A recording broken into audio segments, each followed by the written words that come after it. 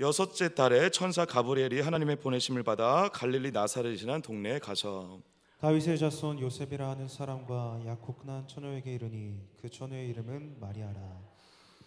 그에게 들어가 이르되 은혜를 받은 자여 평안할지어다 주께서 너와 함께 하시도다 하니 처녀가 그 말을 듣고 놀라 이런 인사가 어찌함인가 생각하며 천사가 이르되 마리아여 무서워하지 말라 내가 하나님께 은혜를 입었느니라. 보라 내가 잉태하여 아들을 낳으리니 그 이름을 예수라 하라. 그가 큰 자가 되고 지극히 높으신 이의 아들이라 일컬어질 것이요 주 하나님께서 그 조상 다윗의 왕위를 그에게 주시리니 영원히 야곱의 집을 왕으로 다스리실 것이며 그 나라가 무궁하리라. 마리아가 천사에게 말하되 나는 남자를 알지 못하니 어찌 이를 있으리까. 천사가 대답하여 이르되 성령이 내게 임하시고 지극히 높으신 이의 능력이 너를 덮으시리니 이러므로 나실 바 거룩한 이는 하나님의 아들이라 일컬어지리라.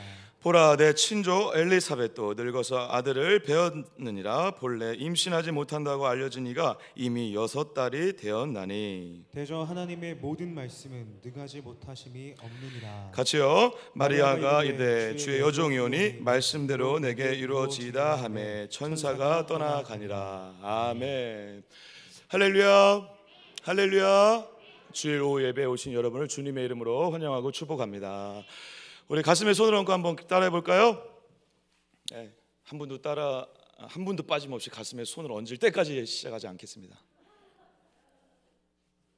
장로님들도 권사님들도 다 해주셔서 감사합니다. 따라해 보겠습니다. 주님은 나를 핏값으로 사셨습니다. 나는 그 핏값의 무게만큼 가치가 있습니다. 그래서 소중한 존재입니다. 그래서 행복한 사람입니다. 다시 한번 따라해 볼까요? 주님은 나를 핏값으로 사셨습니다. 나는 그 핏값의 무게만큼 가치가 있습니다. 그래서 소중한 사람입니다. 그래서 행복한 사람입니다. 할렐루야 할렐루야. 네, 여러분 오늘 이 설교를 사실 안 해도요, 여러분 이 사실 하나만 잘 기억하고 한 주간 살면요 무서울 게 없습니다. 할렐루야. 오늘 예수님의 족보 여인 시리즈 10번째 시간입니다. 제가 예수님의 족보 여인 시리즈를 찾아보니까 작년 9월부터 했더라고요. 제가 1년 내에 끝내려고 했는데 이게 여차저차 또 이렇게 여러 가지 중간에 사정상 또 그리고 주일 설교해야 되고 막 이런 여러 가지 일들 때문에 1년 내에 못 끝내서 조금 죄송하긴 한데 너무 길어지는 것 같아서 이제 오늘 10번째, 앞으로 한두 번 정도 좀 남았는데요. 이제 마리아를 설교를 하고 이제 마치려고 합니다. 이제 마리아를 통해서 마지막 설교죠, 사실. 예수님의 족보 여인의 마지막 여인인 마리아를 가지고 같이 은혜를 나누고자 합니다. 사랑하는 여러분, 저와 여러분들이 이 예수님의 족보 여인 시리즈를 진행하면서 여러분들이 계속 이 여인들에 대해서 살펴봐야겠지만 잊지 말으셔야 되는 건 무엇이죠? 이 여인이 초점이 아니죠, 사실. 그죠? 누가 초점이죠? 예수님이죠. 여인들을 통해서 예수님이 오셨죠. 우리가 그것을 늘 잊지 않으셔야 돼요. 물론 우리가 여인을 바라보면서 여인들의 어떤 신앙의 태도와 결정과 여러 가지 모습을 통해서 우리가 배워야 되고 그 신앙의 여정을 통해서 믿음을 통해서 우리가 도전을 받아야 되지만 결국 여인들이 목적이 아니라 여인을 통해서 예수가 오셨다라는 사실입니다. 할렐루야. 여러분들의 인생을 통해서도 주님이 오실 줄 믿습니다. 여러분들의 인생을 통해서 하나님의 찾아오심과 하나님의 일하심과 하나님의 구원의 역사가 일어날 줄 믿습니다. 그러니까 여러분들이 굉장히 중요한 거예요. 여러분 한 분 한 분이 어디에 어떻게 서 있느냐에 따라서 여러분들 통과하여 하나님이 영광 받으시고 예수가 드러나는 은혜가 있을 줄 믿습니다. 그래서 중요한 거예요. 족보가 이름을 나열해서 중요한 게 아니라 그 한 사람 한 사람을 통해 예수가 왔듯이 동강의 모든 성도 한 명 한 명을 통해 주님이 다시 오실 줄 믿습니다. 그 한복판에 여러분들이 주인공이라는 사실을 잊지 않으시기를 주님의 이름으로 축복합니다. 근데 여러분 제가 이제 마리아를 이제 설교를 한 두세 번 정도 해야 되는데요. 마리아 설교를 할 때 제가 여러 가지 본문들을 참고를 하려고 하다가 누가복음에 집중적으로 마리아의 이야기가 나오기도 하고 그 마리아의 어떤 감정이라든가 태도 그 여러 가지 모습들이 누가복음에 조금 몇 장면을 통해서 소개가 되어 있어서 누가복음을 조금 함께 다뤄보면서 마리아를 살펴보고 그를 통해 예수님에 대해서 우리가 다시 한번 묵상해보는 시간을 갖고자 합니다. 오늘 첫 번째 시간으로 누가복음 1장 26절에서 38절 말씀을 가지고 이해보다 은혜, 기적보다 말씀이라는 제목으로 하나님의 마음을 나누고자 합니다. 사랑하는 여러분, 이제 예수님을 소개하기 위해 그동안의 수많은 여인들 그리고 이제 많은 사람들이 소개가 돼서 이제 마리아까지 왔는데요, 마리아는 너무 영광스러운 자리에 있죠. 왜 그렇죠? 네, 맞아요. 예수님과 가장 가까운 자리에 있는 거죠. 그동안에 수많이 소개되었던 사람들은 예수님을 아마 몰랐을 거예요. 예수님과 관련되어 있다는 것을 자기가 암묵적으로 어떤 말씀을 받아서는 알았겠지만 그 예수님을 눈앞에서 확인하고 하나님의 아들을 만난 사람은 마리아뿐인 거죠. 그리고 그 마리아는 그래서 너무도 영광스러운 그 현장에, 정말 아름다운 그 현장에 그 한복판에 있었던 여자 주인공이면서 그리고 그와 동시에 가장 어려운 자리에 있는 여인이었죠.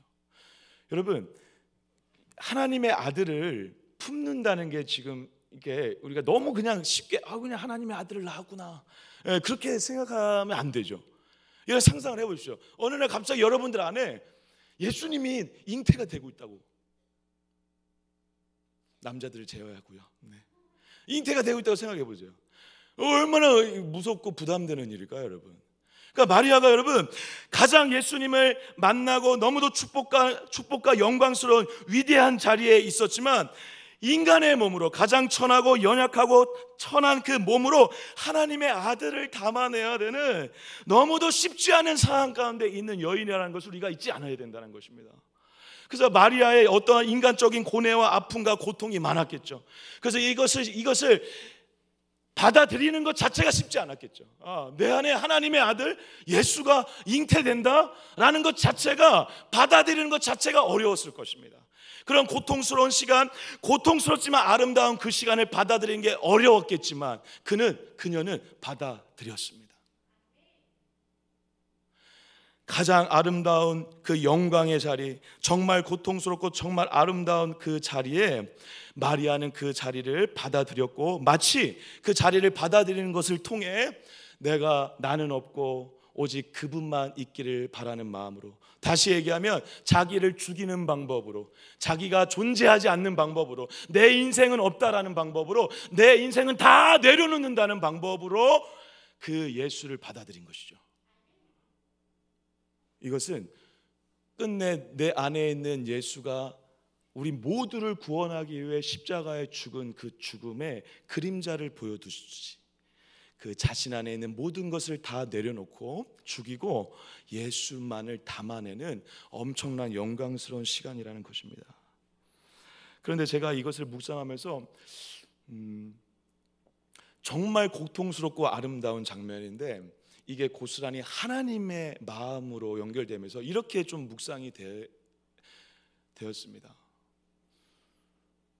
받아들이기 어려운 그 일을 마리아가 받아들일 때 여러분, 하나님 마음은 어땠을까요?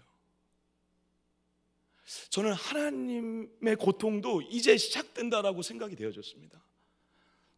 자기의 가장 사랑하는 독자를 이 땅에 보내야 되고, 그 독자가 죽는 걸 봐야 되는 아버지의 마음으로 지금 수태고지를 하고 있는 것입니다. 마리아가 그 엄청난 영광의 자리이면서 고통스러운 아름다운 자리를 받아들인 것보다 더 수천 배로 하나님 아버지는 더 고통스럽고 더 아픈 마음으로, 하지만 이 일이 아니고서는 우리 모두를 살릴 수 있는 방법이 없기 때문에 선택한 그런 애통하는 마음으로 이 수태고지를 하고 있다는 것입니다. 하나님 아버지의 고통의 시작이고 눈물의 시작인 것입니다. 그래서 저는 오늘 이 본문을 읽으면서 이렇게 생각할 수밖에 없었습니다. 왜 예수님의 아들이 태어나는 이 장면이 왜 이렇게 조용하고, 왜 이렇게 잔잔하고, 왜 이렇게 이 너무도 연약하고 천한 어떤 한 처녀, 그것도 저 구석에 살고 있는 시골 처녀에게 일어나고 있는 것인가?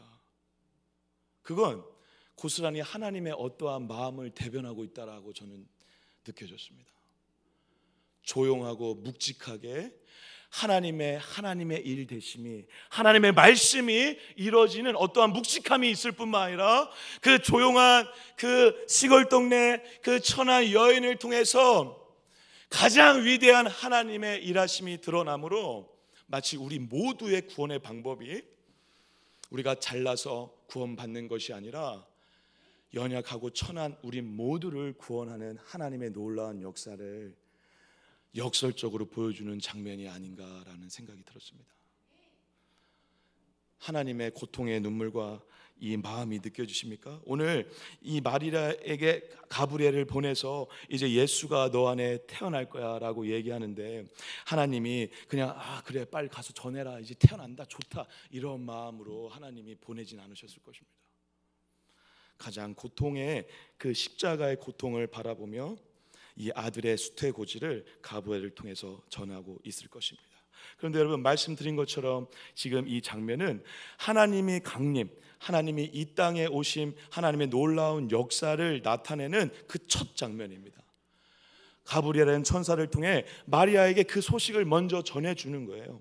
그런데 그 먼저 전해주는데 이 먼저 전해주는 이 장면이 너무도 재밌게 이렇게 시작하고 있다는 것입니다. 제가 26절 한번 읽어볼게요. 제가 읽겠습니다. 여섯째 달에 천사 가브리엘이 하나님의 보내심을 받아 갈릴리 나사렛 동네에 가서. 사랑하는 여러분, 지금 가브리엘 천사가 어디 가서 마리아에게 말씀을 전했다라고 바로 얘기하면 되는데 앞에 뭐가 붙었냐면 여섯째 달이라는 단어가 붙었습니다. 이 여섯째 달은 뭘 얘기하죠? 여러분 다 아시다시피 앞에 어떠한 사건? 천사가 똑같은 천사가 누구한테 찾아가죠? 사가랴한테 찾아가요. 사가랴는 누구죠? 세례 요한의 아버지, 제사장이면서 예배를 주관하던 제사장 사가랴에게 천사가 찾아가서 뭐라 그러죠?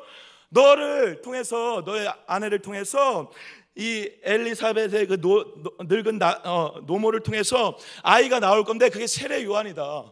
그 세례 요한이 예수님이 올 길을 예배할 것이다 라고 예언을 하죠. 그러고 나서 어떻게 됐죠? 실제로 세례 요한이 잉태가 된 여섯째 달을 얘기하는 거예요.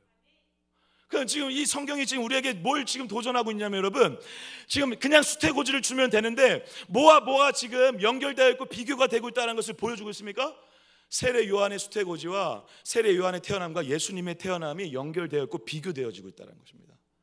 그러니까 세례 요한의 이 천사가 찾아가서 태어난다라고 말하고 지금 수태고지를 하는 이 과정들과 예수님의 수태고지가 너무도 이상할 만큼 일치되어 있어요.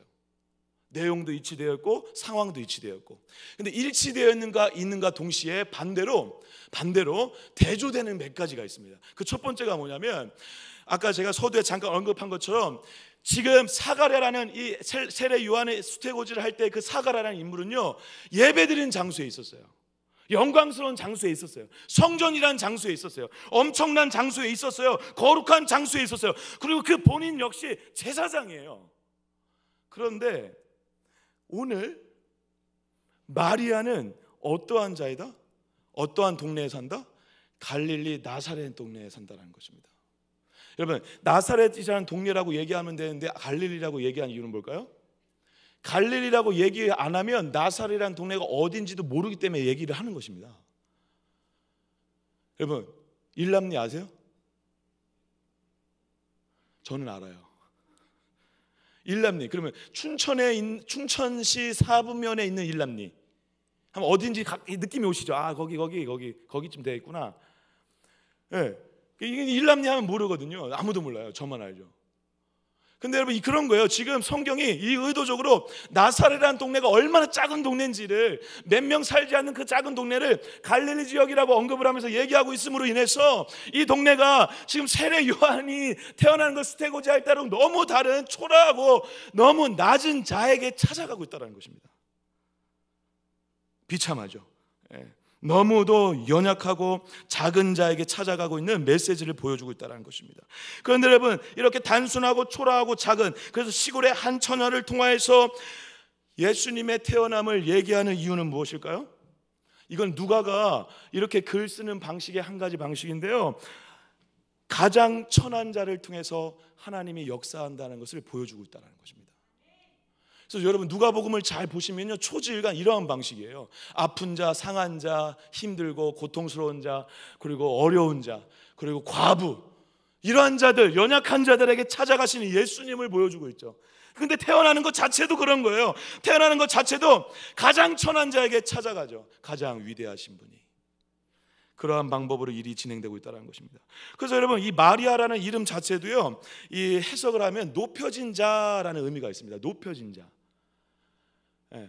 근데 높여진 자인데, 그래서 이거를 히브리어로는 이제 구약의 모세 누나의 미리암이라든가 이런 단어랑 똑같은 의미를 가지고 있습니다. 그리고 현대어로는 우리가 유명한 가수로 알고 있는 이 마돈나, 이런 사람들이 다 이 마리아의 의미를 갖고 있는 이 이름이거든요. 근데 이 잘 보시면요, 마리아의 높여진 자가 지금 능동태예요, 수동태예요? 수동태예요. 예. 그럼 뭘 얘기할까요? 누군가에 의해서 높여졌다라는 것입니다.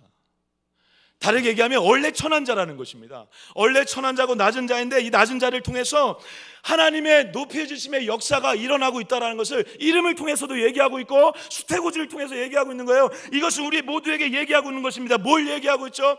하나님의 강림과 역사는 인간의 어떤 위대함과 능력에 따라서 오는 것이 아니라 가장 낮은 곳까지 오시는 하나님의 영광의 빛을 통해 우리 모두에게 찾아오신다는 것입니다. 그것이 구원의 시작이었죠. 우리 모두가 그러한 자인데, 그런 자에게 찾아오셨듯이 하나님의 역사가 이렇게 이루어진다는 사실입니다.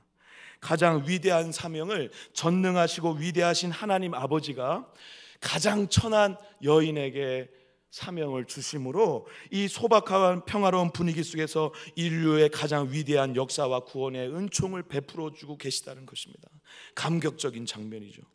그런데 여러분, 이 하나님의 이 일하심의 방법을 통해서 우리가 다시 한번 생각해 봐야 되는 것은 결국 초라하고 작아도 괜찮다는 것입니다. 저와 여러분들의 삶의 방식이 자꾸 뭔가 키우고 능력이 많고 뭔가 커지려고 하는 방식이라면 당장 버리셔야 합니다. 예, 지금 그건 사업도 마찬가지입니다. 직장도 마찬가지예요. 가정도 마찬가지예요. 뭔가 키우려는 방식으로는 이 성경의 방식이, 복음의 방식이, 말씀의 방식이 아니라는 거예요. 작아도 괜찮다라는 것입니다. 초라해도 괜찮다라는 것입니다. 약해도 괜찮다라는 것입니다. 죽을지언정, 몸이 연약해서 무너질지언정, 그래서 내가 아파서 지금 아무것도 할 수 없어도 괜찮다라는 것입니다. 그것이 중요한 것이 아니라 가장 초라해도 내 상황과 주변의 상황과 환경이 중요한 게 아니라 하나님이 어떻게 찾아오시고 어떤 사명을 주셨는지가 더 중요하다는 것입니다. 내 인생의 무게는 나의 어떠함이 아니라 하나님의 크기가 결정하는 것입니다. 할렐루야, 할렐루야. 여러분, 그러니까 인생을 살면서 지금 초라해도 괜찮아요. 할렐루야. 제가 오늘 열을 낼까요? 오늘 진정을 좀 시키겠습니다. 제가 오늘 이 말씀을 준비하면서 너무 이 하나님의 이 마음이 너무 그게 자기 아들을 죽이는 것을 이제 시작하셔야 되는 거잖아요. 예. 저만 감동을 받았네요. 이 일을 시작하는 이 장면에 제가 너무 이게 일주일 동안 이게 막 이렇게 잠겨 있어가지고 아직도 헤어나오지 못해가지고 지금 정신을 못 차리는 것 같습니다. 그런데 어쨌든 여러분, 하나님의 크기가 곧 사명의 크기라는 것을 잊지 않고, 하나님의 크기가 곧 나의 크기라는 것을 잊지 않고, 하나님이 주신 일이라면, 하나님이 허락하신 사항이라면 우리가 그것이 가장 큰 축복이라는 것을 잊지 않으시길 주님의 이름으로 간절히 축복합니다. 그래서 가장 작은 일을 하셔도 괜찮아요. 그 작은 일이 가장 큰 위대한 일이 되는 거예요. 예, 똥기저귀를 가는 일이 가장 큰 사명이 되는 거예요. 할렐루야. 일이 크고 내가 위대한 일을 하고 있어서 큰 게 아니라, 여러분, 마리아와 같은 가장 위대한 일을 한 사람이, 마리아가 어떤 사람이었습니까? 가장 초라했던 사람이라는 것입니다. 여러분들이 하고 있는 일, 여러분들의 삶의 존재 이유는 그러한 식으로 결정되는 것이 아니라 마리아가 지금 하나님의 말씀을 받는 이 상황처럼 작고 초라하고 위축될 수 있는 상황이라 하더라도 하나님이 주시는 사명으로 살아가면 그것이 가장 큰 위대한 삶인 줄 믿습니다. 그래서 여러분, 이 마리아의 이 초라한 상황들을 얘기하면서 27절에는 중요한 정보를 얘기해요. 저희가 이게 굉장히 중요한데 27절 한번 같이 한번 읽어보겠습니다. 같이 읽겠습니다. 시작. 다윗의 자손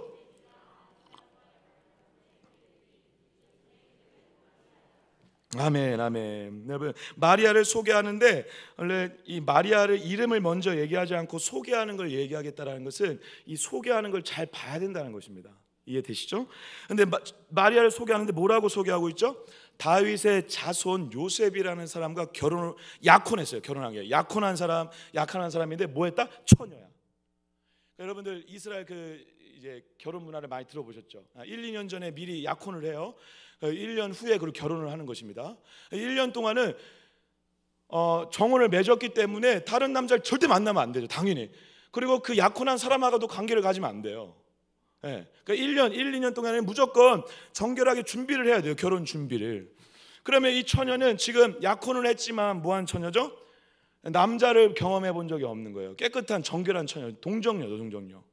근데 그 앞에 또 뭐가 있죠? 다윗의 자손이 있죠. 이게 왜 중요할까요, 여러분? 우리 마태복음 1장 16절 마리아를 소개할 때 이런 말이 있습니다. 한번 같이 한번 읽어보겠습니다. 시작. 야곱은 마리아의 남편 요셉을 낳았으니 마리아에게서 그리스도라 칭하는 예수가 나시니라. 아멘, 아멘. 여기서도 지금 뭐가 나와 있죠, 여러분? 마리아의 남편 요셉이 나와 있어요. 근데 요셉이 지금 거꾸로 올라가면 누구의 자손이죠?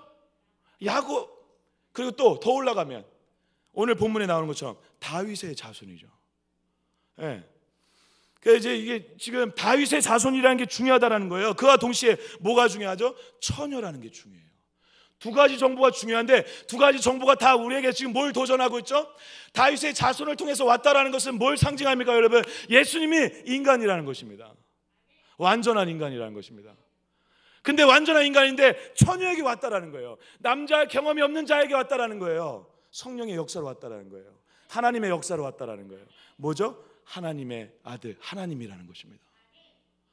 그러니까 이 본문을 통해서 지금 성경, 이 누가가, 제가 볼 때 누가는 천재예요. 누가가 의사라고 알려져 있는데 굉장히 논리적이고 합리적인 사람이고 이 말씀에 그냥 쓰는 게 없어요. 그냥 다 이유가 있어요. 지금 여러분 누가복음 26절, 27절을 통해서 지금 누가가 뭘 지금 쌓고 있는 거냐면 하나님의 아들을 우리에게 보내셔서 이 하늘에서 막 역사를 일으켜가지고 우리에게 구원받아라, 구원해줄게 막 능력을 베풀어가지고 하늘에서 능력이 떨어져서 우리가 막 구원하는 방식이 아니라 이 땅에 하나님의 아들이 인간의 몸으로 와서 완전한 하나님이신 그분이 완전한 인간의 모습으로 이 땅에 와서 이 땅 위에서 구원을 시작한다라는 것을 보여주고 있다는 것입니다.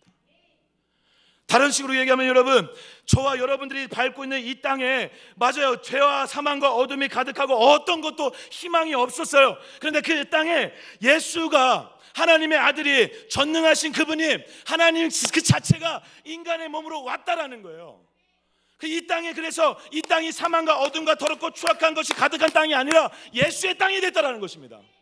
그래서 다시 얘기하면 이 땅이, 이 터전이, 우리가 밟고 있는 이 터전이 구원의 땅이고 하나님의 나라의 땅이고 예수의 땅이라는 것입니다.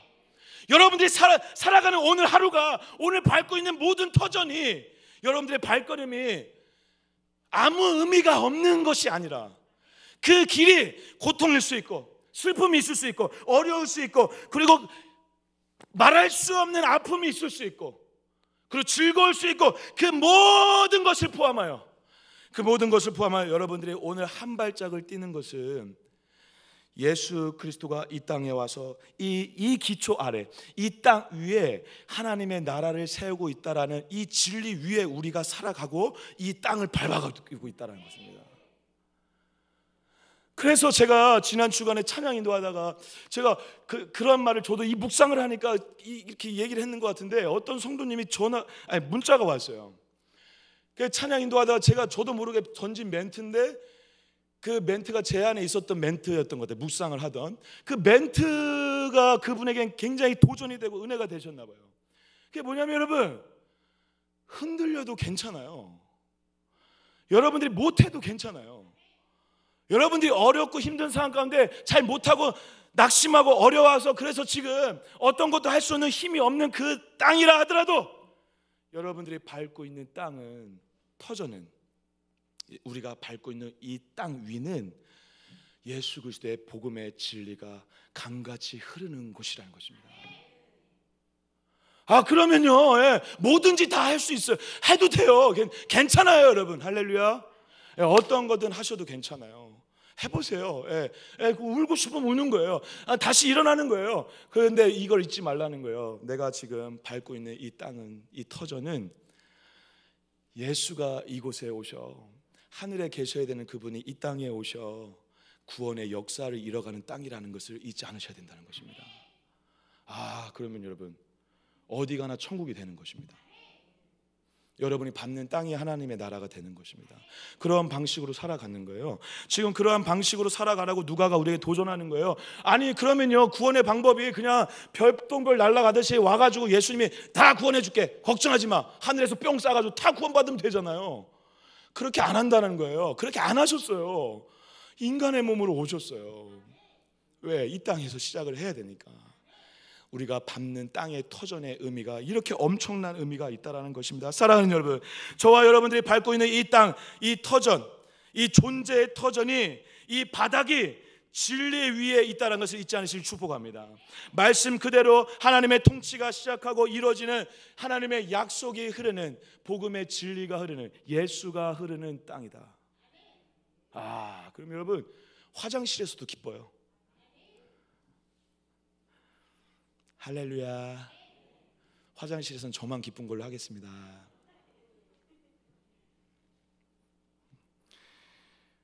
예수의 통치가 영원히 지속되고 하나님의 나라가 영원한 이곳에서 우리가 살고 있다는 거예요. 그래서 못하셔도 괜찮아요. 못할 수 있죠. 흔들려도 괜찮아요. 무너져도 괜찮아요. 여러분은 무너져도 땅은 안 무너져요. 이 터전은 안 무너져요. 하나님의 나라는 안 무너져요. 예수는 안 무너져요. 할렐루야. 할렐루야. 이것을 세상이 막으려고 하죠.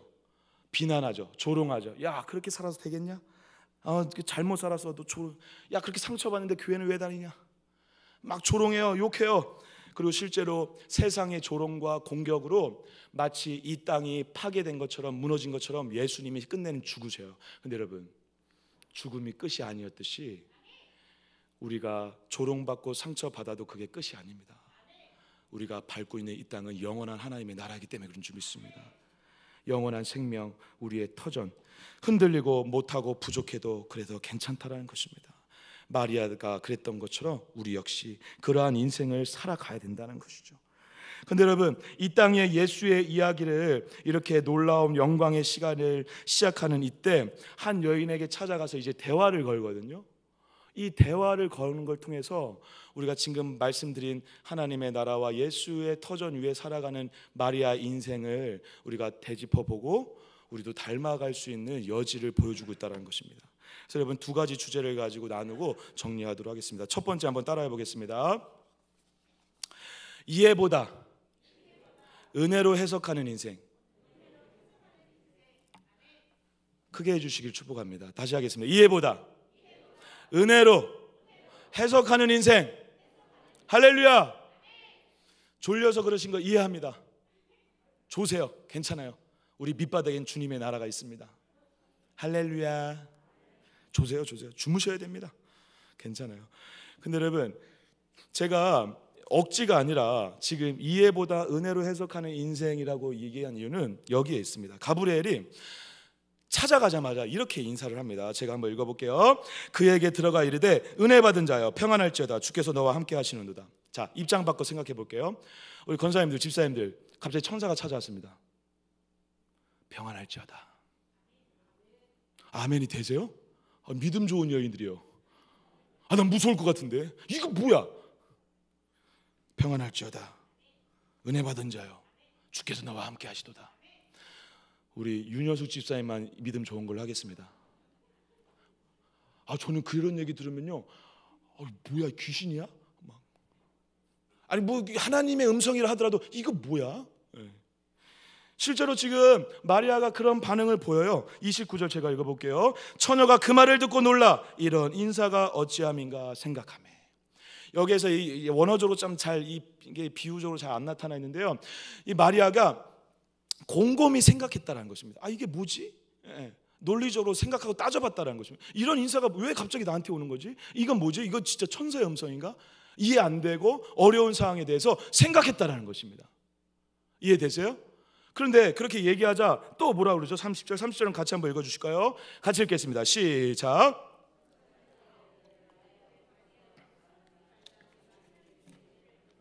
아멘. 이해 안 되는 마리아에게 또 천사가 뭐라고 지금 얘기하죠? 여러분, 마리아여 무서워하지 말라. 내가 하나님께 은혜를 입었느니라. 마리아도 무서웠던 것 같아요.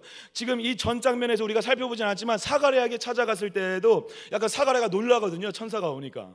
근데 마리아는 더 놀랐을 것 같아요. 왜? 거긴 성전이 아니잖아요. 약간 성전이면 하나님이 오셨나 보다 이럴 수 있잖아요, 그죠?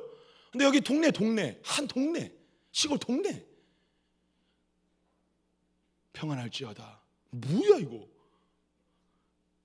그 동네 이런 음성이 들리니 무서울 수 있죠. 근데 무서울 수 있는데 무서운 것보다 더 중요한 건 지금 이 천사가 또 뭐라고 얘기를 하고 있냐면 내가 하나님께 은혜를 입은 자다라고 합니다. 사랑하는 여러분, 마리아가 이해가 안 되는 거예요 지금. 그래서 이해가 안 된다고 지금 속으로 생각까지 했어요. 그런데 다시 똑같은 인사를 반복하고 있어요. 뭔가 여러분 지금 뭐로 지금 둘러싸이고 있는지 지금 보이십니까? 지금 마리아의 고백을 지금 앞뒤로 지금 뭐를 둘러싸고 있죠? 너 은혜 받은 자야. 너 은혜 입은 자야. 이해 안 돼요. 이해 안 되는데요. 너 은혜 받은 자야. 이 얘기를 하고 있는 거예요. 이해가 안 되는데 지금 앞뒤로 계속 인사를 반복해서 얘기하는 거야. 똑같은 얘기를 하는 거예요. 너 은혜 받은 자야. 너 은혜 입은 자야. 마치 이런 것이죠, 여러분. 우리의 인생 가운데 이해가 안 되는데 이해를 하고 싶어요. 지금 이해를 해야죠. 이해가 돼야 이 말씀을 듣던가 할 거 아니에요. 그리고 이 상황 자체가 지금 이해가 안 되는 현실이긴 하죠. 나중에는 네가 예수라는 아들을 낳을 거야. 이해가 안 돼요. 이해가 안 되는 마리아에게 하나님이 너 은혜 입은 자라는 것입니다. 저와 여러분들에게 똑같이 적용하셔야 돼요. 이거는 여지 없습니다, 여러분. 의도적으로 말씀하시는 거예요. 우리가 이해로 사는 자가 아니라 은혜로 사는 자라는 것입니다. 이해가 돼서 가는 게 아니라 은혜가 끌고 가니까 가는 거라는 것입니다. 이해가 돼서 열심히 신앙생활 하는 게 아니라 이해를 넘어 있는 은혜의 힘 때문에 신앙생활 할 수 있는 거예요. 이해가 돼서 좋은 사람이 되고 싶은 게 아니라 말씀을 열심히 잘 읽고 싶은 게 아니라 은혜 때문에 가게 된다는 거예요. 여러분, 세상의 모든 행사와 일들이 다 이해가 되십니까? 같이 살고 있는 남편도 이해 안 되는데 아내도 이해 안 되고 이해가 안 돼요. 내 주변에서 수많은 대화를 나누는 가운데 누구하고 약간 껄끄럽시죠. 약간 관계가 좀 애매하죠. 이해가 안 되죠. 왜 저 사람은 저럴까? 왜 우리 집은 이럴까? 그리고 내가 어떤 질병에 걸리면 이해가 안 돼요, 여러분. 근데 이해가 언제쯤 될까요, 그럼 여러분? 안 돼요, 안 돼요. 이해로 살 수 있는 인생이 아니라는 것입니다. 이해가 돼서 사는 것이면 여러분, 여기 있는 모든 사람들이 예수님이 올 필요가 없죠. 그냥 하나님 다 이해하고 하나님 만나면 되는데 아니에요. 이해로 사는 인생이 아니라는 것입니다. 이해로 사는 게 아니라 은혜로 감싸줘서 산다는 것입니다. 이해가 안 되지만 이해가 안 되는 인생 가운데 은혜를 주시어 이해를 넘어 살아갈 수 있게 하신다는 것입니다. 할렐루야. 저와 여러분들이 살아가야 되는 방식이에요. 오늘 이해가 안 된다고 교회 안 나오고, 이해가 안 된다고 사람 안 만나고, 이해가 안 된다고 사랑하지 못하고, 여러분 그거는 정말 바보 같은 짓입니다. 평생 이해 안 되는데 그럼 언제 사랑하고, 언제 교회 다니고, 언제 일을 하고.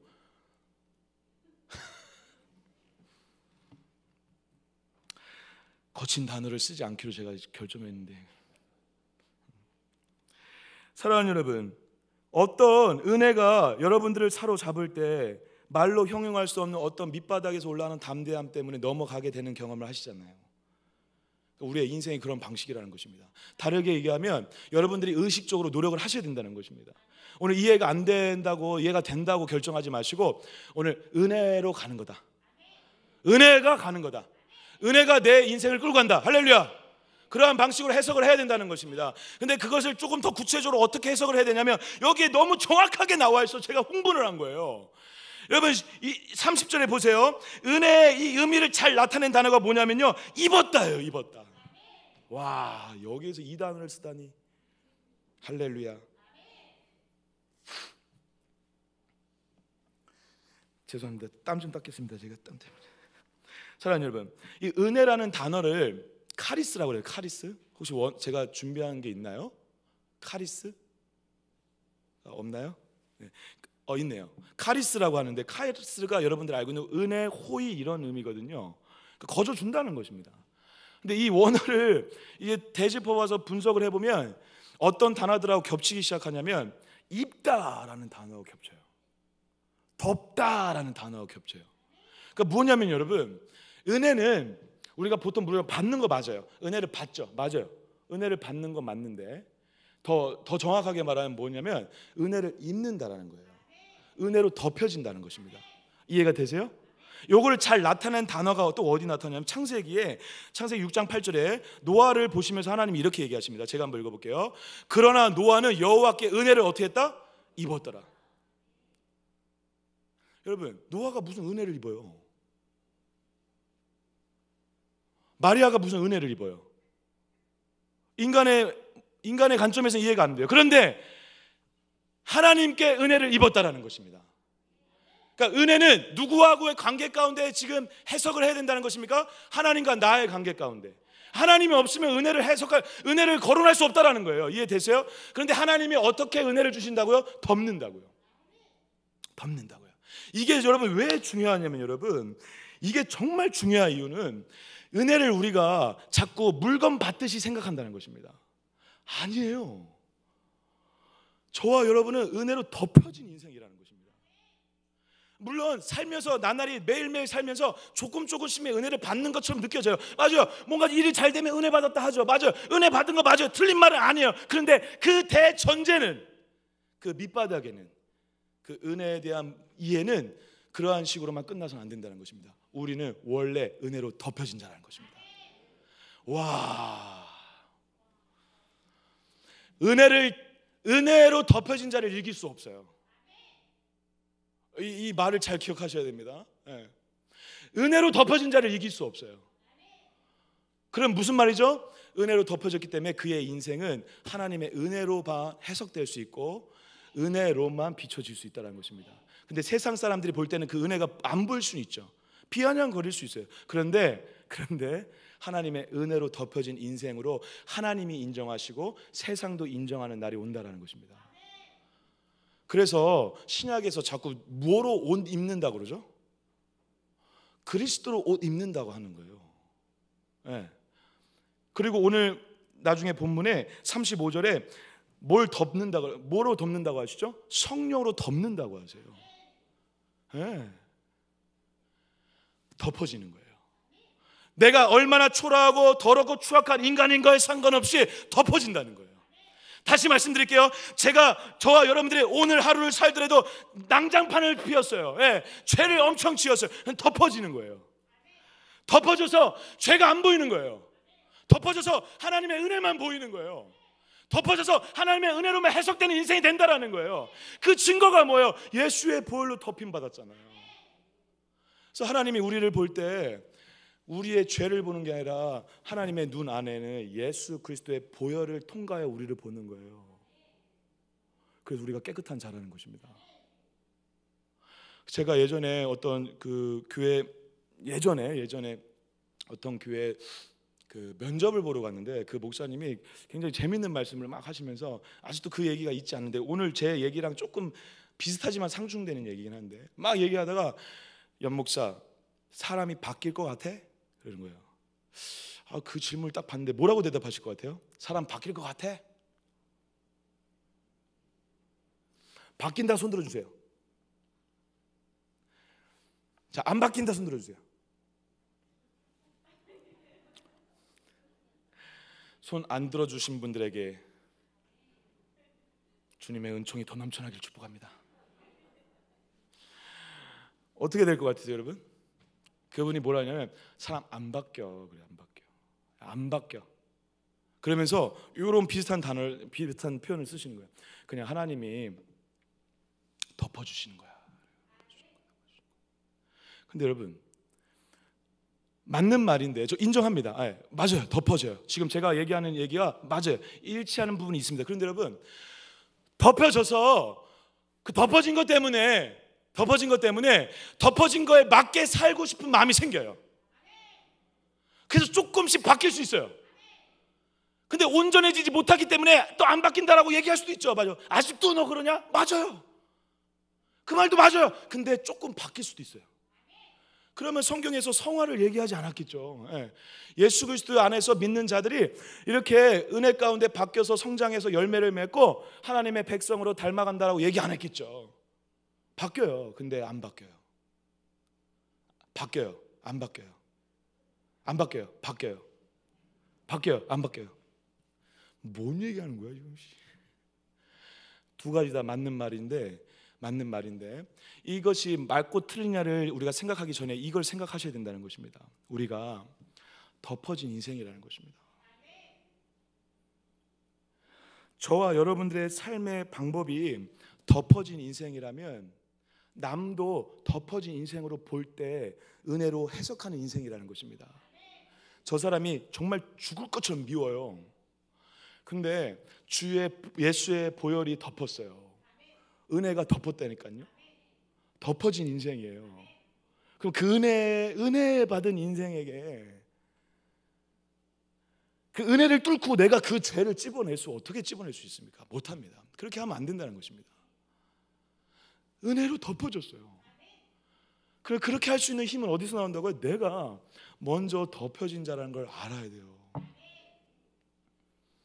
예수의 보혈로, 주님의 그 피 묻은 손으로, 그 찢겨진 몸으로 덮어졌다고요. 그래서 사람들이 나를 볼 때 저 사람 이렇쿵 저렇쿵 죄가 많고 더럽고 추악하다 보지 않고 하나님의 은혜 받은 사람이다라고 보아주는 거예요.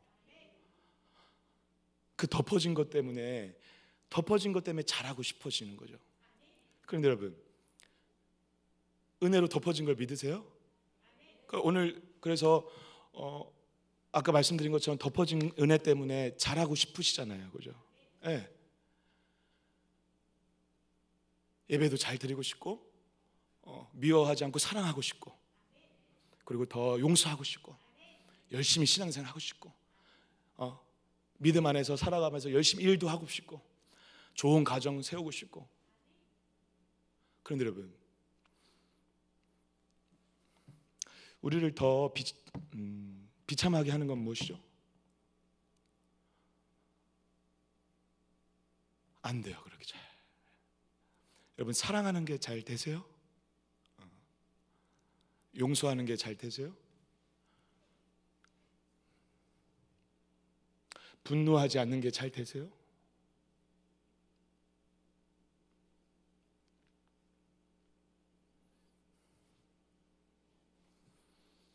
은혜 주셔가지고 이렇게 잘 해보겠다고 하는데 잘 되시냐고요? 저는 죄송합니다. 안 돼요. 저도 잘 안 돼요. 안 돼요. 안 돼서 죄송한 거예요. 안 돼서. 은혜로 덮여졌는데 안 돼요. 그냥 덮어진 채로 덮어진 은혜로 사는 거예요. 안 돼요. 사랑 안 돼요. 예수님이 날 사랑했다고 하는데 사랑으로 덮어졌는데 사랑을 못해요. 은혜로 덮어졌는데 은혜로 얘기를 못해요. 판단하고 정죄하고 비판해요. 속으로 욕하고. 근데 이것보다 더 비참한 건 뭐죠? 잘 안 돼서 죄송한데, 그리고 오늘도 해결하지 못한 죄 때문에 힘들고 죄송하고 회개하고 그 죄 때문에 마음이 어려운데, 그래서 죄송한데 더 문제는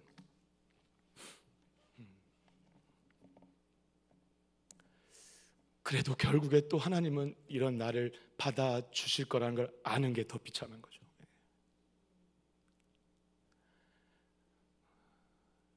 결국은 또 용서하세요.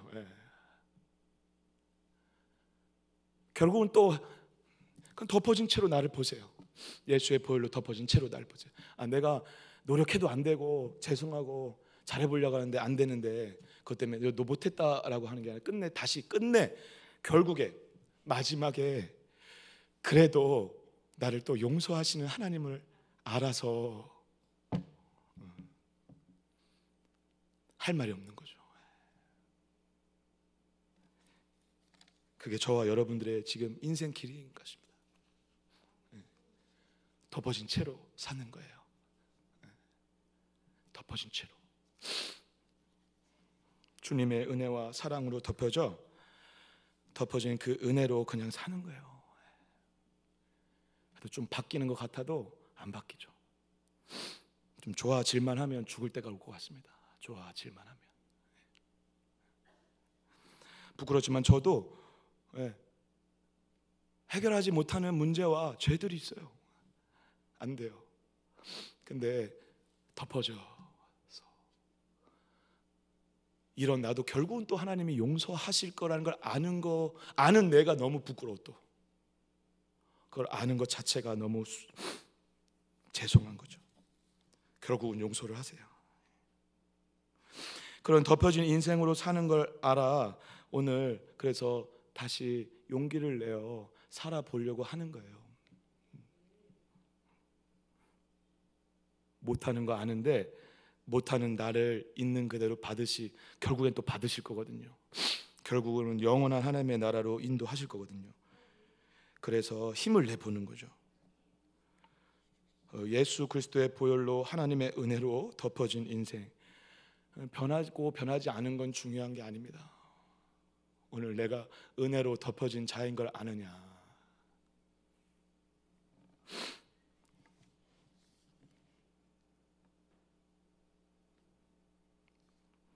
그래서 그 은혜 때문에 오늘 내가 목숨 붙이고 있는 것에 감사하고 있는가. 잘 안 되는 걸 아는데 이런 나도 받아주시려고 예수의 보혈로 덮어진 은혜로 덮여진 인생이라는 걸 알고 있는가. 저는 이게 신앙의 전부라고 생각합니다. 신앙생활을 잘해서 멋진 사람이 아니라 예수의 은혜로 덮어진 인생이라는 것을 아는 것이 진짜 멋진 인생입니다. 저와 여러분들이 그러한 마음으로 다른 사람을 봐주시길 축복합니다. 교회를 봐주시길 축복합니다. 교회를 주님이 세우실 때 은혜로 덮으셨어요. 서로 판단하고 정죄하고 싸우고 누가 맞냐 틀리냐 이건 하등의 중요한 게 아닙니다. 덮어진 인생이에요. 덮어진 교회고 덮어진 가정입니다. 그 덮어진 은혜 때문에 오늘 내가 있는 자리에서 기꺼이 다시 일어나려고 해보는 그런 믿음의 결단들이 있는 저와 여러분 되시길 주님의 이름으로 축복합니다. 두 번째 따라해볼까요? 기적보다 말씀이 주도하는 인생.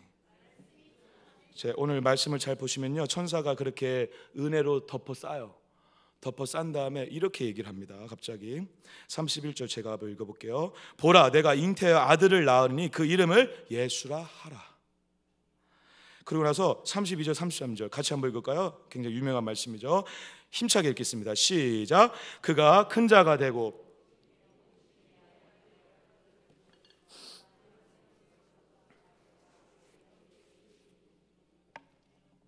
영원히 야곱의 집을 왕으로 다스리실 것이며 그 나라가 무궁하리라. 아멘, 아멘. 여러분 이 말씀 어디서 많이 본 말씀 같지 않으세요?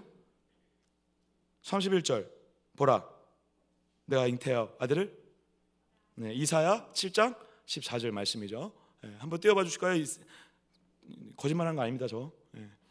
그러므로 주께서 친히 징조를 너에게 주실 것이라. 보라, 처녀가 잉태의 아들을 낳을 것이요 그의 이름을 임마누엘이라 하리라.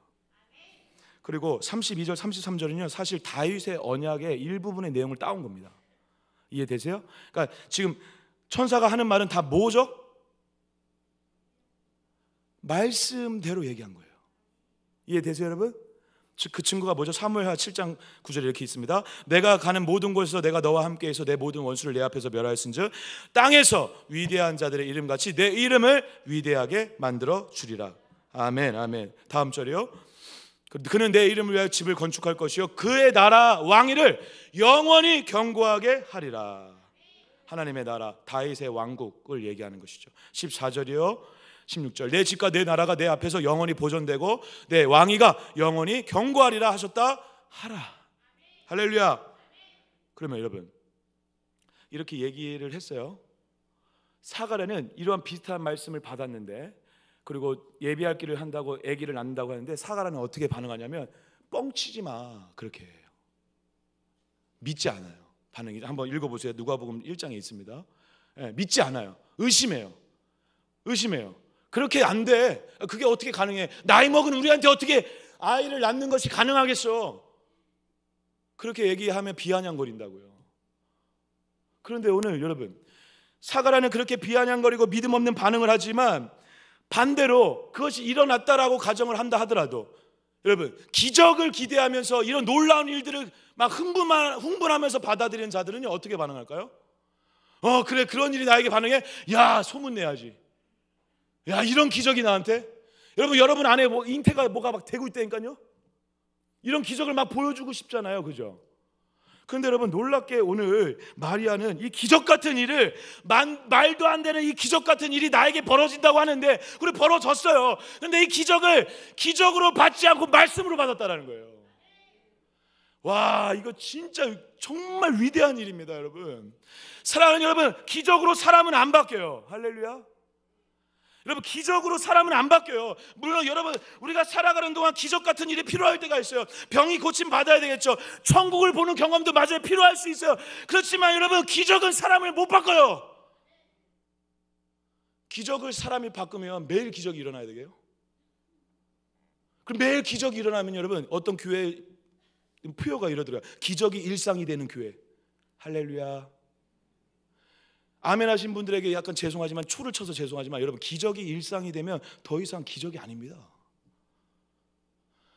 기적이 반복되면 기적으로 안 느껴진다니까요. 그래서 제가 예수님의 사람들 양육할 때 이런 재밌는 얘기를 해봤어요. 부활하신 예수님이 지금 여기까지 살아오셨어요. 만약에 그럼 여러분, 어이씨 놀라, 막 그럴까요? 2000년 동안 같이 있었다니까요, 부활하신 예수님이. 아무 감흥이 없으세요? 그냥 부활하신 예수님이 같이 있네, 그거예요, 그거. 왜 그렇죠? 기적은요, 말이 전해지면 전해지고 시간이 지나면요, 기적의 힘은 약해져요. 제가 만약에 천국을 어젯밤에 봤어요. 그럼 우리 집사님에게 전했어요. 어제 저 천국 봤지롱. 그래서 막 자랑을 했어요. 막 집사님, 우와, 너 천국 봤니? 야, 그래서 다른 권사님한테, 야, 연목사 천국 봤대. 야, 천국 봤대? 그 다음에 또 전해요. 그래? 그 다음 또 연목사 천국 봤대. 봤다더라야. 봤나 보지 뭐. 기적은 힘을 잃어요. 그러면 부활도 믿지 말고 동정녀 사건도 믿지 말라는 얘기입니까? 아니요. 그것도 기적이죠. 부활도 기적이고 잉태된 것도 기적이죠. 아멘? 기적이요. 근데 기적이 믿어지게 하기 위해서 하나님이 어떠한 방법을 쓰셨죠? 기적을 말씀 안에 담아버렸어요. 와, 근데 그걸 지금 마리아가 발견한 거예요. 기적을 기적으로 받아서 우와 할렐루야 그러면 다 덤벼, 나 동정녀 이런 식으로 기적을 기적으로 반응하며 기적을 자랑하려고 한 게 아니라 기적을 말씀으로 받았어요. 그 증거가 뭐죠?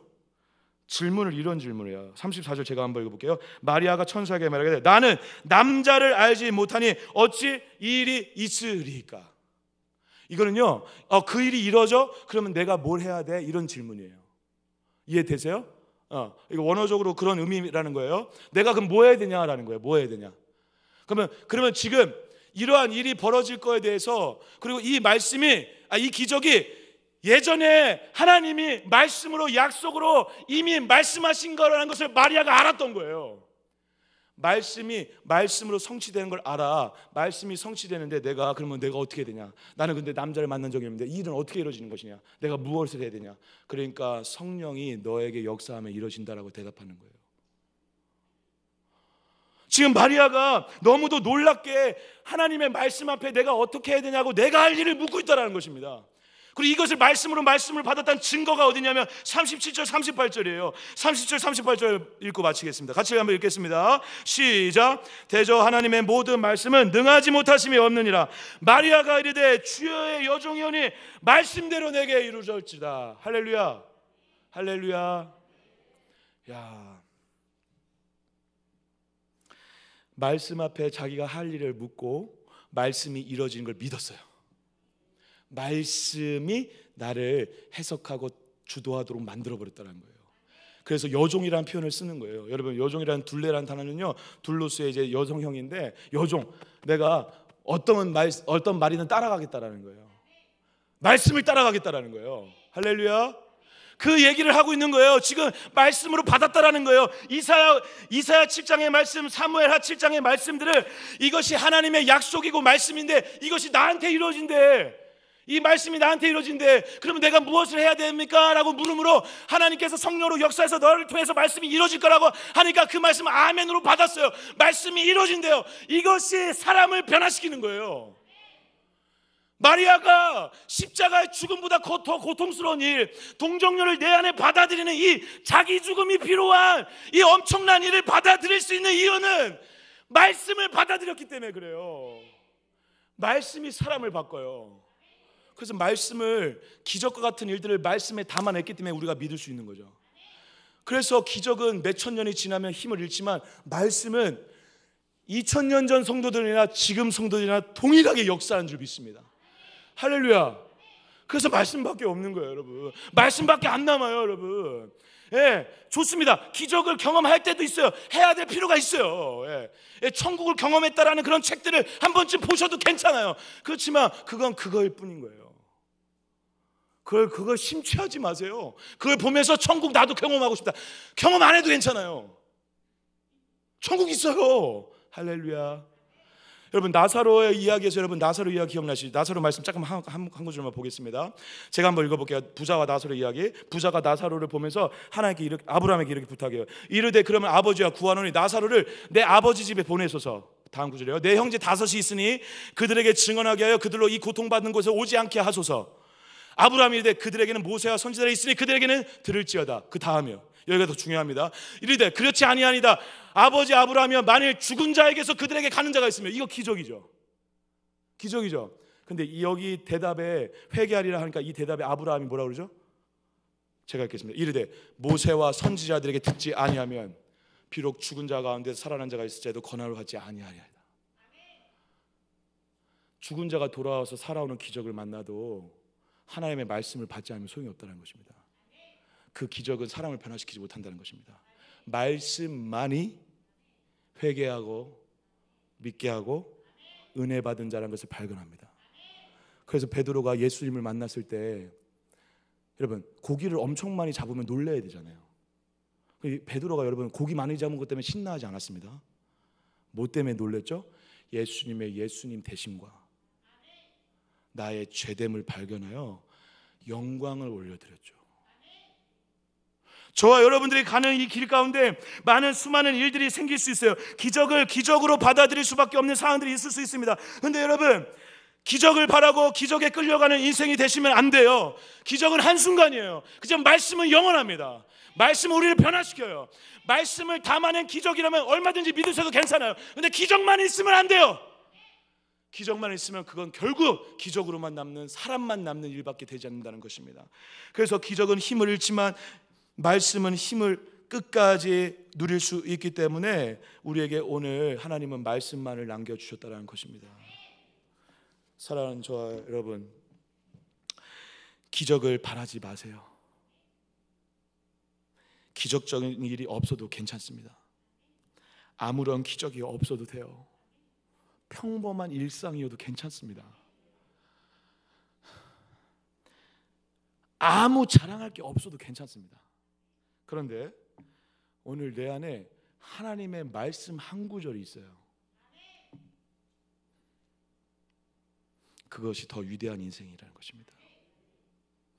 마리아가 그 말씀을 말씀으로 받아 감당하지 못할 사명을 감당하게 됐고, 평범해 보이지만 위대한 믿음의 여인으로 남아있는 이유는 바로 여기에 있습니다. 기적이 아니라 말씀이라는 것입니다. 내 소원을 들어주지 않더라도 낙심하지 마세요. 여러분들의 기도 소원이 기적적인 일이 벌어지지 않아도 낙심하지 마세요. 그 기적보다 더 중요한 것은 말씀입니다.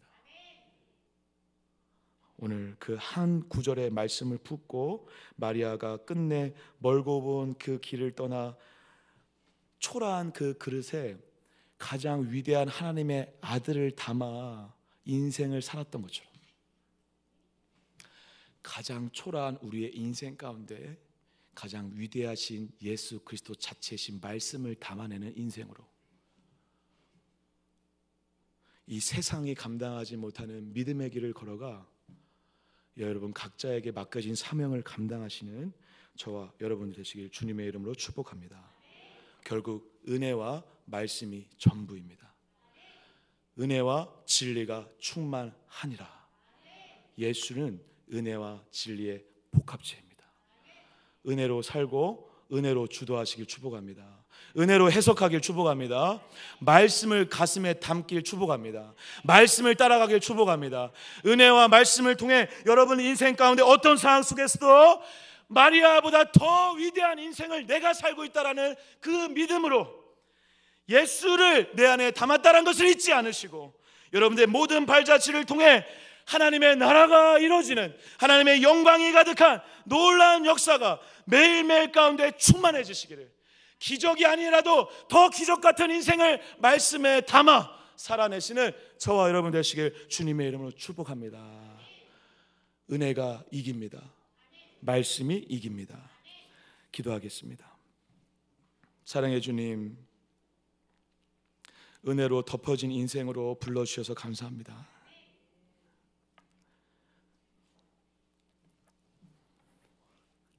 자랑할 거 없어서 죄악으로 가득한 인생이라 부끄러운데도 그것도 결국에 받아주실 거라는 하나님의 은혜로 덮여진 인생이란 걸 알게 하셔서 감사합니다. 덮어진 인생답게 살려고 노력하다 잘 안 되더라도 괜찮다 하시는 주님의 음성에 감사합니다. 그 은혜로 덮여진 인생답게 감사하며 살겠습니다. 말씀 따라 살겠습니다. 기적을 쫓는 자가 아니라 말씀을 따라가는 자가 되겠습니다. 그래서 우리의 인생길을 통해 주님의 은혜만이 넘쳐나고 주님의 덮여진 그 피 묻은 손이 보이고 예수 그리스도의 보혈이 강같이 흘러넘쳐 우리의 인생을 통해 하나님의 나라가 이루어지기를 간절히 소망합니다. 그런 인생들 될 수 있도록 역사하여 주시옵소서. 이 모든 말씀 예수 그리스도의 이름으로 간절히 기도드립니다.